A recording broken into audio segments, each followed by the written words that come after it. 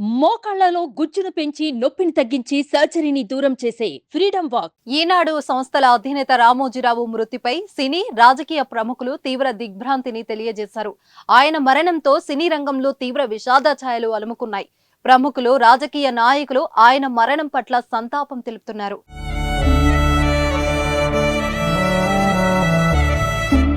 తాజాగా పత్రికా రంగంలో చెరగని ముద్ర వేసిన ఈనాడు సంస్థల అధినేత దిగ్గజ పాత్రికేయులు రామోజీరావు మరణం అత్యంత బాధాకరమని నటుడు రామ్ చరణ్ తెలిపారు. ఆయన మృతి పట్ల రామ్ చరణ్ సంతాపం తెలిపారు. రాజమండ్రిలో గేమ్ చేంజర్ చిత్రీకరణ చేస్తున్న రామ్ చరణ్ రామోజీరావుకు అశ్రు నివాళులు అర్పించారు. ఆయనతో పాటు దర్శకులు శంకర్, నటులు సునీల్, రఘు, ఇతర చిత్ర బృంద సభ్యులు 2 నిమిషాల పాటు మౌనం పాటించారు. రామోజీరావు మరణం తెలుగు ప్రజలకు తీరని లోటు అని తెలిపారు. ఆయన కుటుంబానికి తన ప్రగాఢ సానుభూతిని తెలియజేశారు.